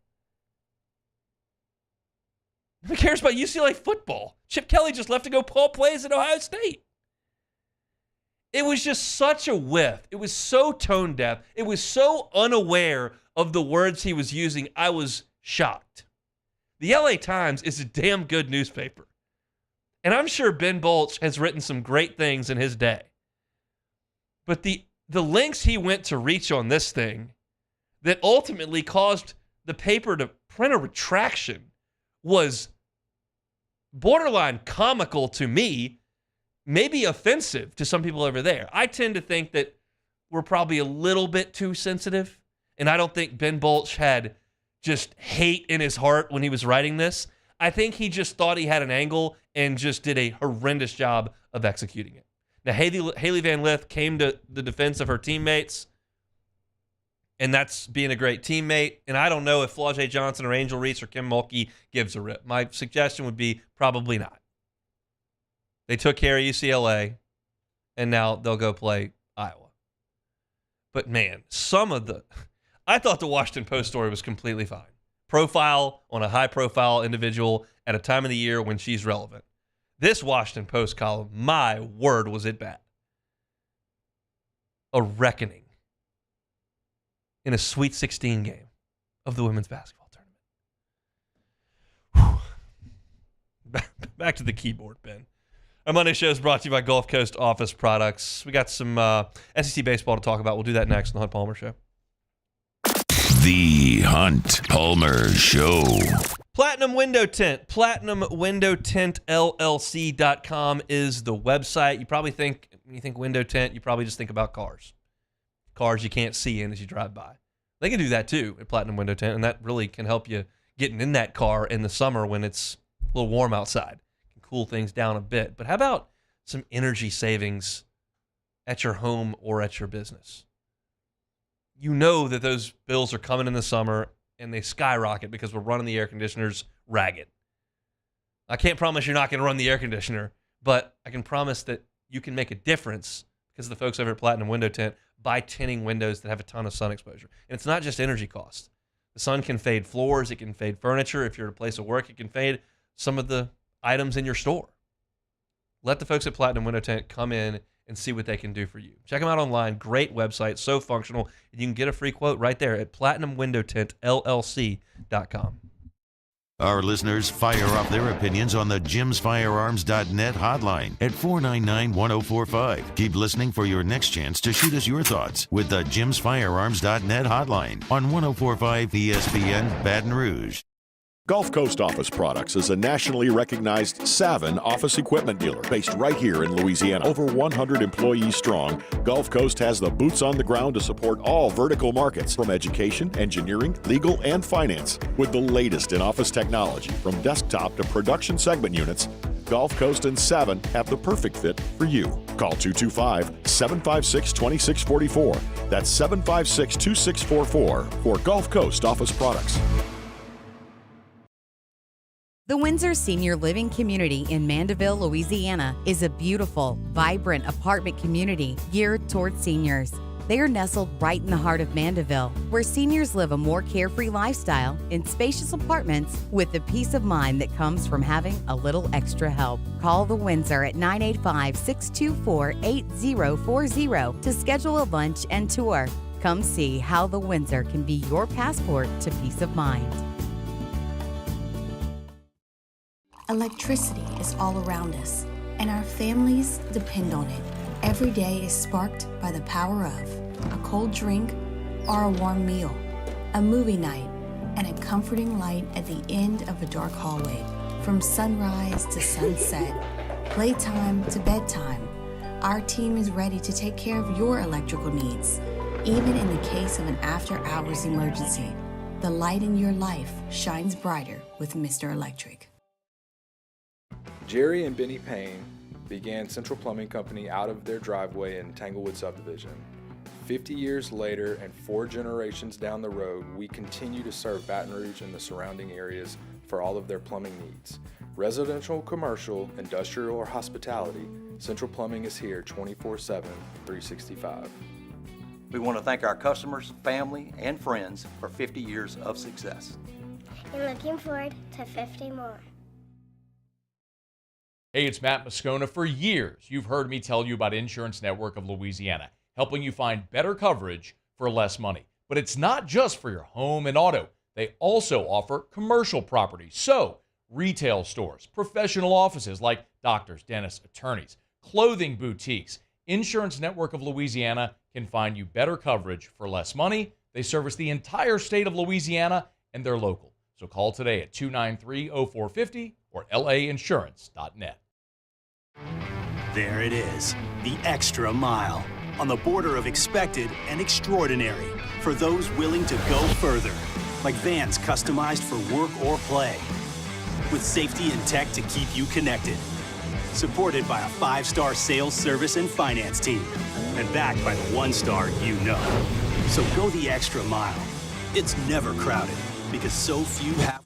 To a Tuesday edition of Off the Bench. Taylor Sharp here with you, filling in for Jacob Hester and T-Bob Hebert. We'll be joined by Zach Nagy of LSU Country, talking some spring football, and Nick Underhill of New Orleans Football stops by to talk New Orleans Saints. Tune in, 104.5 ESPN, Baton Rouge.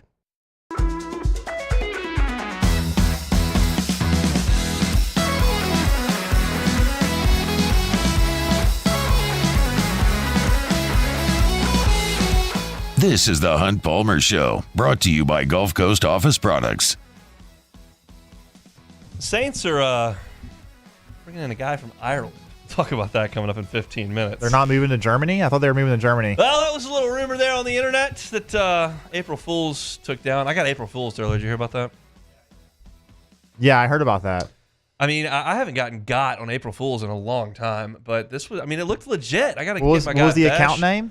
It was from Small's account. They actually just straight up posted on their account. With Café Du Monde's logo, and they said they were going to do a beignet burger, small sliders of Café Du Monde. I can't fault you for that. I mean, it looked great. It wasn't like it was Ballsack Sports or something, you know? No, it was not. No, it was not. I got to get my guy Blaine Bash on the horn and be like, can we make that happen? Because it looks great, and I was excited about it, and now my heart's broken, and I look like an idiot. So I would guess I sent it to my wife on Instagram. She was like, that's an April Fool's, you moron. I would guess that a lot of people saw that and were actually excited, so Yeah. I wouldn't be surprised if they get a lot of calls about it. Well, make it happen. All right, let's talk SEC baseball. Some interesting storylines from over the weekend now that our sample size is growing. And Kentucky sweeps Ole Miss 5-3, 17-9, and 15-1. They just bludgeoned Ole Miss pitching. This Ole Miss team is not good. And they did win their season opener against South Carolina. They won 2 out of 3, but since have been swept by Kentucky and got run ruled twice against Tennessee. They've been run ruled 3 times, and I realize she's been run ruled twice. We'll get there. But they're 16-8, Ole Miss is, in their last 24 SEC home games. Even worse than that, Ole Miss is now 9-30 in their last 39 SEC games. That, of course, counts last year when they went 6-24. And it gets a little worse for Ole Miss because not only are they 9-30 in their last 39 SEC games, they're going to Fayetteville this weekend. And I just don't know if that's going to go great. And this is a conversation now that's going to have to be had. 3 years ago, they went 14-16 in the league. Now, they won the national championship, and that counts for something, but they weren't especially good for 30 games. Last year, they were terrible, and they're on the track to terrible this year. I just don't know how you can justify Mike Bianco sticking around if you're going to put this product out there for 3 years in a row. And I know they won the national championship, and that's the most important thing. But at one point, do you call this 3 years of baseball and that 4 weeks of baseball? It's something. Kentucky playing a little bit different brand of baseball. They hit and run. They steal a lot. They'll drop a bunt down. They don't hit a ton of homers. They did hit some home runs this weekend. They scored a ton of runs on Ole Miss, though. Talking about that's 32 and 9, 41 runs in 3 games. Yeesh. Florida beats Mississippi State 2 out of 3 in Gainesville. Mississippi State continues to play tough. They beat LSU 2 out of 3. They went to College Station and were close to winning that series. And then they go to Gainesville, and they were close to winning that series. Now, Florida made a move. You'll remember Cade Fisher was their opening night starter against LSU. And they've changed that. Brandon Neely started for them in the series opener this week. He was their closer against LSU. They win that game 7-6. Then Mississippi State run rules 12-2 in the middle game. And State had a 3-2 lead in the 9th inning of Game 3, looking to win that series in Gainesville, and Florida scores 2 in the 9th to win the series. Look, State can hang. State's not a terrible team. Florida continues to win series and lose in the midweek every week. We'll see what they can do this week.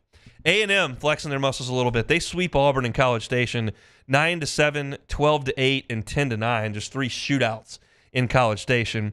For the weekend, Braden Montgomery went 7 of 14 with 4 home runs and 7 driven in. He leads the country in runs driven in, and he's second with 16 home runs to this point. He's been an absolute star for them. And that's a guy that we thought maybe LSU could get in the mix on. He's from Mississippi, was at Stanford, two-way guy there, decided to transfer to the SEC. He lands at Texas A&M, and he's been a superstar there with Chase Lavalette. And Texas A&M looks really, really good to this point through 3 weekends of conference play. They sweep Auburn in College Station. Alabama beats South Carolina 2 out of 3 in Tuscaloosa. Nice job by Alabama. They win a tight one 4-3 on Saturday. Come back and beat them. On Friday. Come back and beat them on Saturday 13-6. South Carolina does get one 9-8. There, some more high-scoring baseball between those two teams. Missouri is really something special here. They got swept by Vanderbilt, and that's not shocking. And it's not shocking that Vanderbilt pitched it really well in that weekend series. What is a little bit jarring is how anemic Missouri is offensively. It's just brutal to look at. They lose a weekend series, and they got swept. And they gave up 10 runs on the weekend. They gave up 10 runs on the weekend and got swept. That is so hard to do. 3-1 in the opener, 4-0 in game 2, and 3-1 in game 3. If you go back 3 weeks and you go to the Missouri-Arkansas series, you saw the same thing. Missouri scored 1 run on that weekend. They scored 2 this past weekend. That means in a 6-game sample size between against Arkansas and against Vanderbilt, in a 6-game sample size, they have 3 runs. Their SEC batting average is just a shade above 150. They are some kind of bad. And LSU will head to Columbia, Missouri, and I hate saying this, but I may have to say it eventually. Must sweep on the road? Probably, based on where LSU has kind of put themselves. It's hard for me to preemptively say, hey, winning 2 out of 3 on the road, that's no good. But with the way that Missouri swings the bat, that's brutal. And Tennessee beat Georgia. Listen to 2 out of 3. Listen to these scores. Georgia won 16-2 in the series opener. Then Tennessee won game 2 16-11. So over those 2 games, Georgia scored 27 runs in 2 games and was 1-1. And then Georgia decided after scoring 27 runs in 2 games, they just weren't going to score in game 3 and lost 7-0. 16 runs for Georgia, 11 runs for Georgia, none.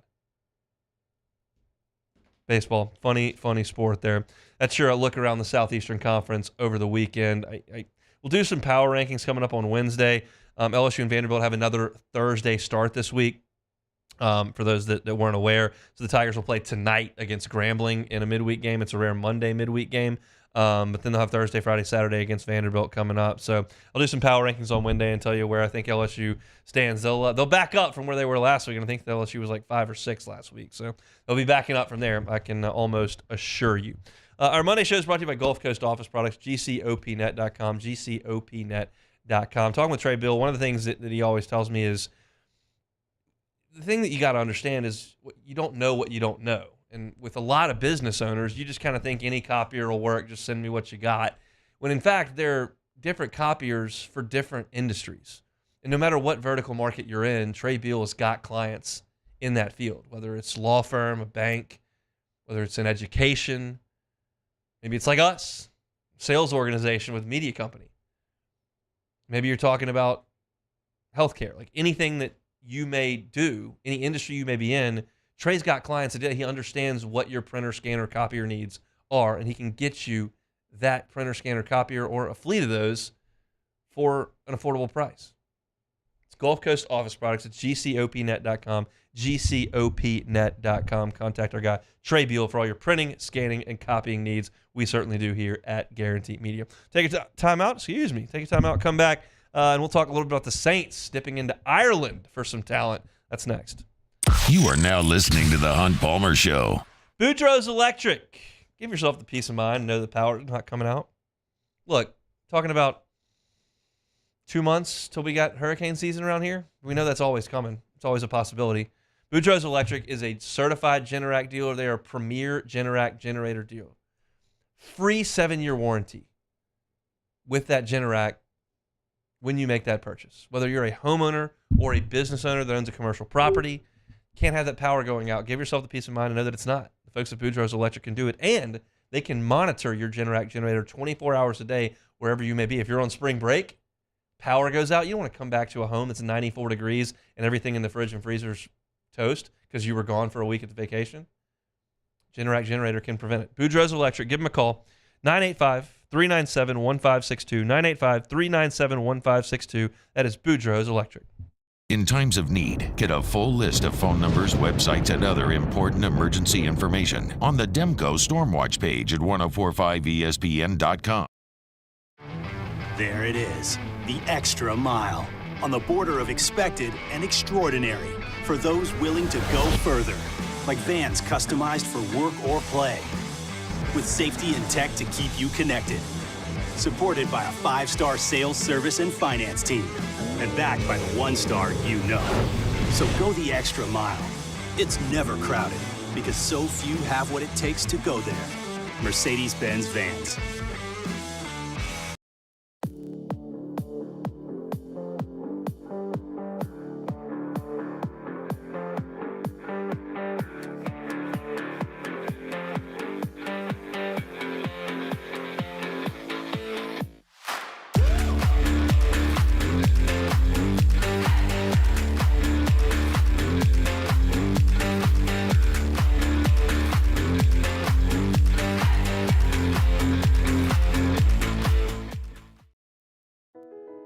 I've been doing business with Luba for 25 years. They're dependable, trustworthy. It's just the attention to detail with our clients. Our folks have years and years of experience. They're highly trained professionals. But many companies have that asset. What I'd like to think makes Luba a bit different is that we use those talents in a way that truly is dedicated to serving the needs of the folks who depend on us. Electricity is all around us, and our families depend on it.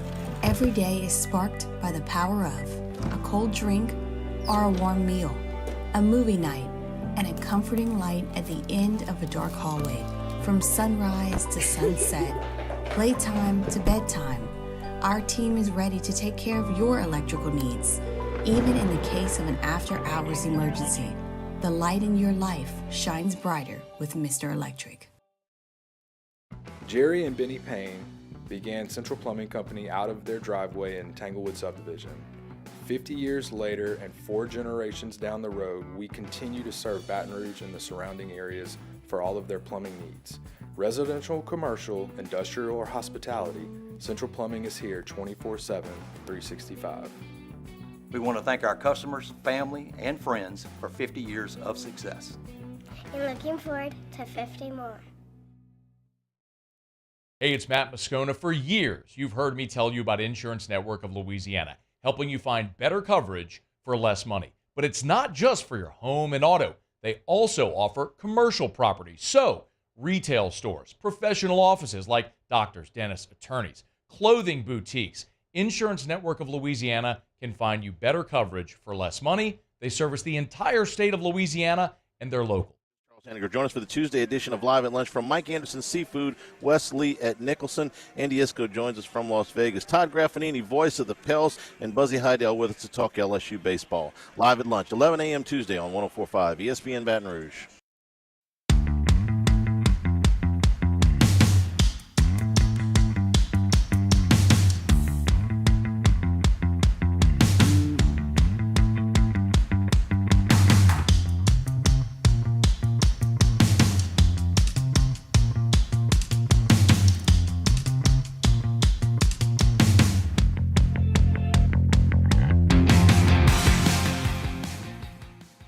The teams are set for the 2024 Final Four. Tune in for a live play-by-play Saturday at 5 p.m. with NC State and Purdue, immediately followed by UConn and Alabama. Then catch the championship game Monday night at 8:20 p.m. right here on 104.5 ESPN Baton Rouge. You're listening to The Hunt Palmer Show, brought to you by Gulf Coast Office Products.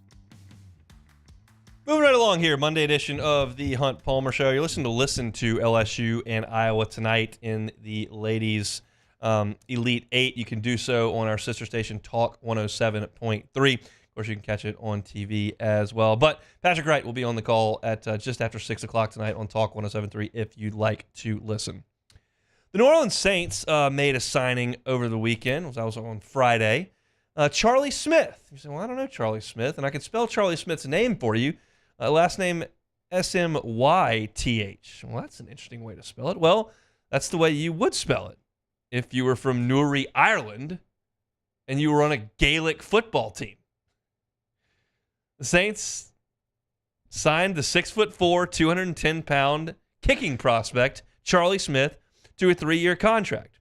He worked through the NFL's International Player Pathway program, first Irish player to sign with an NFL team from that program. That pathway aims to provide elite athletes from around the world the opportunity to potentially earn a spot on an NFL roster. And in 2024 was the first year that specialists were included in the program. Now, Smith has been interested in being in the NFL for 5 years. In 2019, he wrote a letter to the NFL office saying, hey, I'd like a chance to try out for this. So he went to the scouting combine, and he made 12 of 16 attempts. And then he had a pro day at the University of South Florida along with the rest of the international player pathway players on March 2nd, and he made 8 of 10 field goals, including a 60-yarder. Now, this is a whole new world for Charlie Smith here. You're talking about a goalie on a Gaelic football team who now wants to become an NFL place kicker. But we've seen over the years a ton of success, specifically with Australian players coming over and punting. LSU had a slew of them down the street. Brad Wing, the most notable, but they had some others. So I think this can only help create a little competition. You bring him in, you say, hey, time for Blake Grupe to get it together. Because we know that Blake Grupe went head-to-head with Will Lutz in camp last year. We continue to get reports that it was kind of neck and neck. And eventually the Saints decided they were going to move on from veterans at the kicker and punter position and go with young rookies, one of which was a guy who was not a traditional path to the NFL, Australian punter. And now you're looking at place kicker. And Grupe was 10 of 12. That was 10 of 12 from inside 30 yards. He was 81% on the season. He missed 2 kicks inside 30 yards, which is unacceptable. He missed 2 kicks inside 50 yards, which you'd really prefer he not do. And then he missed 3 from over 50. I'm a little more lenient with that. When you're talking about being 81%, that's not good. And I think what's more telling to me than Blake Grupe's statistics were situations where the Saints refused to kick 52, 54-yard field goals. In today's day and age, a 52, 54-yard field goal is the go zone, especially when you're inside. The Dome, last I checked, inside. So the confidence level was not there for Dennis Allen with Blake Grupe. Now, there's no bringing Will Lutz back. He's gone. So the question is, how do you find some competition? And the rules suggest you will bring in a member from this international player program every single year. So might as well bring in Charlie Smith. There's Grupe's stats finally. The 81% is 30 of 37. That's not going to do it. And maybe on a team that's got a big margin for error, you're a great team, and miss a field goal here or there, you can live with it. The Saints are playing with razor-thin margins here. Games are going to be tight. You've got to have a kicker that's going to convert. So I have my doubts whether this Gaelic football goalie, Charlie Smith, is going to come in and set the world on fire, but I have very little doubt that he will not be the only kicker that the Saints bring in for camp. Because there's no way that this team and staff are going to hitch their entire wagon to Blake Grupe after his rookie year. Maybe he wins it. I would suggest he's probably the odds-on favorite to be the Saints kicker.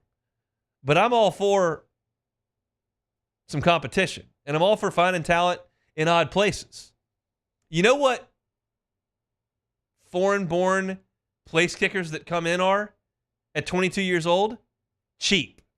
You know what I've been talking about the Saints for months now? Young and cheap. And this qualifies. Now, Blake Grupe's young and cheap too. So I'm not suggesting the Saints are going to save a ton of money against the cap by going with the Irish football player. But I think having him in there. NFL UK's got a video online that you can run down of Smith. Maybe it's Smythe. I'm assuming it's Smith, but I don't know. It's Smyth. But he's making a 63-yard field goal this week. The leg strength is beyond reproach. And you watch soccer games, these guys just hammer punts. You watch rugby guys just booming the ball. The leg strength's not going to be an issue. The question is, do you have the skill to be consistent? We've reached a point in the NFL with kickers where you've got to be almost automatic. You go up to Lambeau in January and it's 14 degrees and the wind's blowing 30 miles an hour, I'll give you some leniency. But in September in Tampa, we're going to need to make everything inside 55. in the Dome, we're going to need to make everything inside 55. And I just don't know if Blake Grupe's the guy that you feel like is going to be that dude. I'm not here telling you that Smith is the guy, but I think competition is very, very good. Incidentally, I'll give Grupe a little bit of credit because it sounds like I'm hammering on Grupe a little bit. He was 40 of 40 on extra points, which is good. You don't want to start letting those get away. But I think what we've learned is that Dennis Allen has a little more leniency with kickers than Sean Payton did. There's the Seinfeld episode where George Costanza is talking about Steinbrenner and being fired. He says he fires people like it's a bodily function. That's Sean Payton with kickers. He fires them like they're bodily function. Like he's just not going to put up with a couple of misses. Not Sean P. But he's in Denver now. So maybe a little more leniency. We'll see if Blake Grupe's actually got some competition here in Charlie Smythe. I'm not Irish. I don't know how you pronounce it, but he's going to be in Saints camp trying to win the kicker job from the NFL's international program. All right, all our Saints content, I want to remind you can find at Hunt on Saints on YouTube. Hunt on Saints. You subscribe to it. All your Saints news all the time right there on the homepage. Makes things so easy for you if you just hit that subscribe button. And our production staff does an awesome job of cutting those things down to 10-minute segments and getting them posted there quickly after the show. So any of your Saints content, you're looking for that, you're craving a little football because LSU baseball is driving you nuts, Saints can help with that. Hunt on Saints on YouTube. When we come back, I'll give you my final thoughts on LSU and Iowa tonight. Play some Take It or Leave It and get on down the road. It is the Hunt Palmer Show. The Hunt Palmer Show. Audio Video Security Solutions, avssla.com. I'll tell you, like 10 minutes ago in the last break, I pulled up my camera at my house on my app, and I saw my son hitting golf balls in the backyard with his grandfather because it's spring break and he doesn't have school. So grandfather had to sit there and watch him. They're in the backyard, and I can monitor that from right here at work. Security is the most important thing to your family, whether it's the alarm system. Mitchell Fisher and his team do that. The video system that goes with it, Mitchell Fisher and his team do that. And it's all accessible right there on the app. It's so easy. I can set my alarm or disarm it from anywhere because of the app they've got on my phone. Just give them a call and see what they can do for you. Mitchell Fisher's cell phone, the owner of the company right here in Baton Rouge, 225-439-7920. Again, 225-439-7920. It's Audio Video Security Solutions. Check them out online, avssla.com. Our listeners fire off their opinions on the jimsfirearms.net hotline at 499-1045. Keep listening for your next chance to shoot us your thoughts with the jimsfirearms.net hotline on 1045 ESPN Baton Rouge.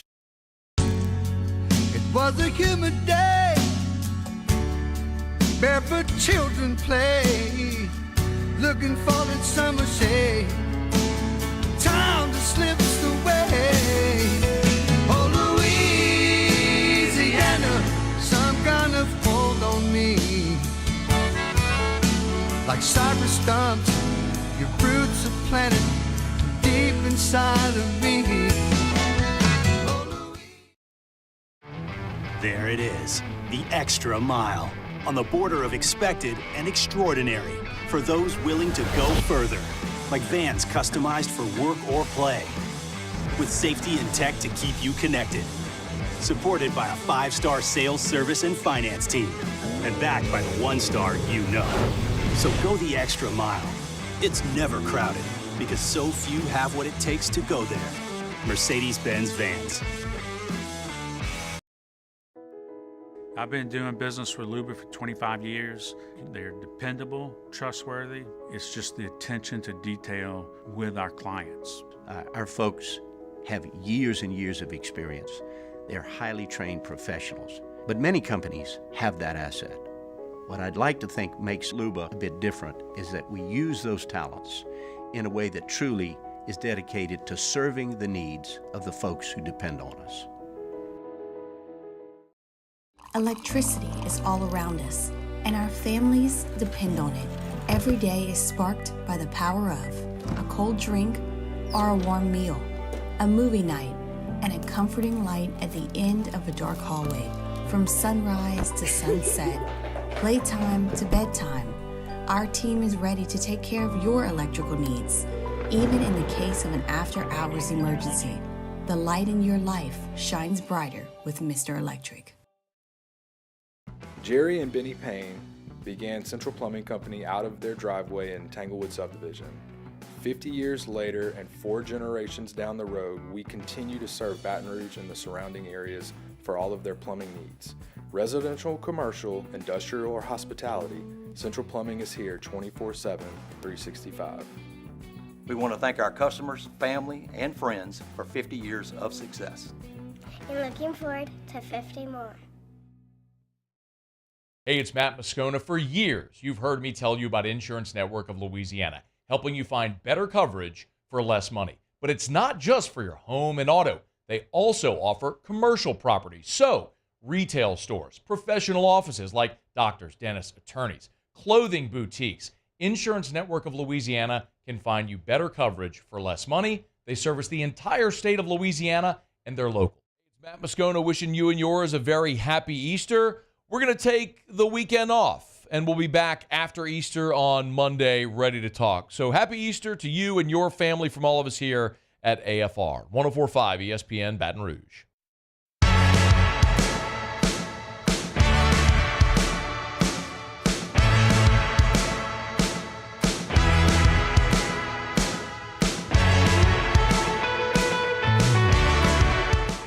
This is the Hunt Palmer Show, brought to you by Gulf Coast Office Products.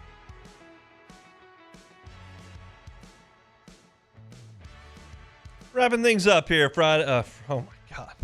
Talk about getting ahead of yourself. Be a Monday edition of the Hunt Palmer Show presented by Gulf Coast Office Products. Beck, what do you have to say for yourself? About what? The Cubs have a debut of Shota Imanaga. Big left-handed pitcher they brought in. Supposed to be right up there at the top of the rotation. He gets the opening day at Wrigley start. Yep. And he hadn't allowed a hit through 5 2/3 innings. You're right. You immediately blurt out, he's got a no-hitter going. First guy gets a hit. That's true. It did happen. What do you have to say for yourself? I don't know. I can't believe I don't know why I said anything because I know you're following the game too. So it wasn't necessary. Oh, surprise, surprise. The next guy got a hit too. So there's 2 hits now. So now there's two on, yeah. Yeah. So you're in big trouble. Yes, this is not looking great. If you're not going to obey the baseball rules and regulations, like Matt doesn't care. Matt says there's no such thing as superstition. You can't jinx people. You can go produce AFR. It seems that we have evidence that is actually not true. It actually does happen. It does right immediately. Boom. First 2 guys got a hit after you brought that up to me. Yep. Now I just need this guy not to get a hit because, well, that would be a run-scoring hit, and the Cubs would be losing. And we really don't want that. The Cubs have 1 hit right now. That's not good. All right, it's freezing at Wrigley. I've never seen a good opening day at Wrigley. It is always 42 degrees and raining every opening day because that city has real bad winter weather. Summer, no better place in America to be than Chicago. It's just phenomenal. Outside of June, July, and August, and September, it's a little rough. Thankfully, when I went for the World Series in October, though, it wasn't freezing cold, which was nice. All right, let me talk a little bit about LSU and Iowa tonight. I think we all know, the stars in this game, and Caitlin Clark is a force. She's just really difficult to deal with. She has unlimited range, not afraid to shoot from anywhere, and shoots a high percentage from just about everywhere. But what she does that a lot of people I don't think realize is she facilitates incredibly well. She is as ball dominant a player as I can remember watching. She's controlling everything for Iowa. You can send double teams at her and all that, and she'll find the person that's open, and they've got some players around her that are functional enough to get it done. And she's going to shoot from a long way, and she's going to score 28 points tonight. That's just the way it goes. She does it every time out. You don't really want her to score 46, and you don't want her to have 35 points and 16 assists. LSU has made it a point. Patrick Wright was on our airwaves earlier. Don't let her get beyond you to start facilitating. You want her shooting over the top of you, and essentially that's really it. Play over the top of you. Stay between the goal and Caitlin Clark. You let her beat you off the dribble. Now all of a sudden she can score, she can pass, she can do whatever she wants. You're in front of her. Her options are a little more limited, but she's going to get hers tonight. The question is, will Angel Reese be able to get hers? Because the matchup would indicate that she will, because Iowa is small. They don't have the bodies inside they had last year, and Angel Reese should win the boards and be very difficult for them to deal with around the rim. The way she's not going to be very difficult around the rim and control the boards is if she's sitting next to Kim Mulkey because she's in foul trouble. Angel, very simple here. No reaching fouls, no slapping fouls, no over-the-back fouls. Play defense, play hard, don't do anything to compromise your playing time. If you get a first foul, can't get the second one. 2 points, not a big deal if Iowa scores that. If you've got one foul and you've only played 3 minutes of the first half and Caitlin Clark comes flying down the floor, it would sound fun to try to block her shot. But what's not going to be fun is if you commit your second foul and sit the rest of the first half on the bench. Cannot have it. Angel Reese is the advantage LSU has in this game. Cannot take that away from foul trouble and go straight to Del Rosario. That would be a disaster for LSU. LSU's not going to play as well in this game as they did in the final last year. You're just not going to go out there and score 100 and make every three you look at for the first 20 minutes of the game. But LSU has the talent to beat Iowa. A lot of teams have hung with Iowa. This is not South Carolina. It's a better player, not a better team. And I think Kim will have them ready to go. They had a brilliant game plan last year defensively, and they did slow Iowa down to an extent. Caitlin's going to get her points. You got to make her take a lot of shots to get there. So I'm hopeful that LSU will win it tonight. Beck, you got the Tigers or the Hawkeyes tonight? Yeah, I'll take LSU. I think Angel will not have to. She won't have to worry about defending a player like Betts, like UCLA had. Iowa doesn't really have great size, so I think LSU will have the advantage there with Morrow and Reese. I think those two will dominate in the paint. Caitlin Clark will probably score 25, but as long as, like I heard Charlie talking about earlier, just you can't let her have 15 assists. If she has 15 assists, you're in trouble. So if they can just you hold her to 20, 25, which sounds crazy that holding her to 25 with you, yeah. She's that but good. You just have to hold her to 20 or 25 points. Don't let her get in the paint, passing around, making assists. If they can do that, then LSU wins. I think they will. I don't think Iowa has as much talent around her as LSU does in terms of their whole overall team. So I'll take LSU. I'll take LSU as well. We'll see. We'll react to it on tomorrow's show. Let's play some Take It or Leave It. All righty, first one here. Andy Enfield has decided to take the SMU job, leaving Southern Cal. I think he was there for 5 or 6 years. Didn't really have too much success. Take it or leave it. It's very interesting. I'll take it. I think there's probably a greater commitment to basketball at SMU moving to the ACC than there is at USC, and you restart the clock on potentially getting fired, which things weren't awesome at USC. Andy Enfield was the architect of Dunk City at Florida Gulf Coast and went out there, and it's been okay at USC, but it hasn't been great. And SMU's taking things seriously now. They've got the death penalty way in the rearview mirror. They've got a ton of money and motivation to spend it. They're going to a Power 5, I guess you can say that term, league. So it would have sounded crazy 5-10 years ago. It doesn't really sound that crazy now. SMU's in a different place. And he doesn't have to deal with the Bronny show anymore because that whole fiasco is something to behold because it doesn't seem like he's really that good of a player. Yep. But he's LeBron James' son, so you can have fun with that, whoever the next coach at USC is. Next one here, the Pelicans are 1.5-point favorites at home against the Suns tonight. Take it or leave it. I'll take it. Give me the Pels. I'll take it. Pels in the blender at home. Suns are obviously very, very good, and the Pels still playing without BI, but let's hope that they get a win. They need to protect their home floor. Yep. These games are so massive. They're going to be very likely right there on the play-in bubble, and it's going to come down to a game or two. You got to make sure you protect your home floor. It's a good team you're playing, but I'll take the Pels tonight. All right, last one here. We just talked about it, but Cubs pitcher Shota Imanaga is dealing in his first start in the majors. He's through 6 innings, gave up those 2 hits, which are my fault, so they don't really count. It's really my fault. We'll remove those. Yep. Elias Sports Bureau, just go scrap those. Go ahead and scratch those off. No walks and 8 Ks. Imanaga will lead the Cubs in ERA and strikeouts this season. Take it or leave it. I will not take him for ERA. I will still take Justin Steele for that when he comes back. For strikeouts, Steele is going to be way behind the 8 ball there. I think with strikeouts, that's very, very possible, especially if we see the Cubs bring up one of their guys from AAA who's really, really good, and he only has half a season to work in the rotation. I'll take Imanaga there. Incidentally, the Cubs are playing the Rockies today at opening day. Chris Bryant got a huge standing ovation, gave a hat tip. You good with the hat tip to the former Cubby there? Yeah, absolutely. And it also helps that he has stunk since he left the Cubs. So you don't have to really be mad about him leaving, and performing somewhere else. He really had his best years of the Cubs, and it's not even a question at this point. Yes. I said this at the time. I continue it now, even though a couple of guys have tested me. anybody on the 2016 Cubs team, you got a free pass for. Yeah. Like, that's just Yeah. a free pass. Love unconditionally. I realize that Wilson Contreras has tested that. He signed with St. Louis. He said they were a better organization. Haven't loved that, but Willie was on the 16 team. Last time I was at Wrigley, hit a 2-run homer to win the game. It was very nice. So I'm gonna forgive Wilson for that one. But KB, Rizzo, Javi, those are my guys. Those are studs. And yeah, Chris Bryant's been awful.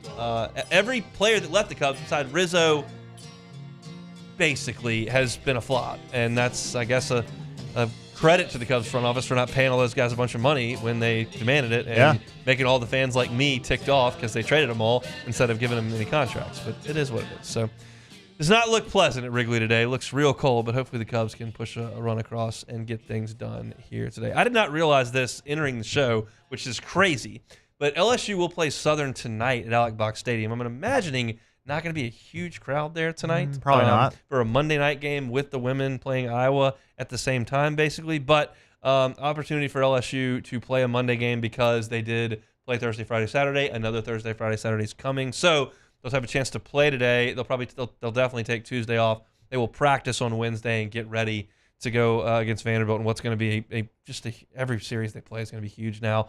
If you'd like to hear my thoughts on where LSU sits currently with this baseball season, you can check it out to open the show. The first 30 minutes I spent on the 3 games against Arkansas, and then spent on where do they sit right now. And if you want to check out a column I wrote over at the on 3 of the Bengal Tiger, you can do that as well. We chatted with Reed Darcy at 1:30 talking about this LSU and Iowa game. Reed covers the Tigers for The Advocate, and he's up there in Albany, New York. And LSU men's basketball pulled in a transfer portal commitment, and they have another visitor, according to our friend Glenn West over at 24/7 Sports. So I talked about Cam Carter, talked about Jordan Sears, and what those guys may mean potentially to an LSU basketball team at the end of hour number 1. In hour number 2, I just opened up the hour talking about the Ben Bolch LA Times column and the Washington Post story by Kent Babb.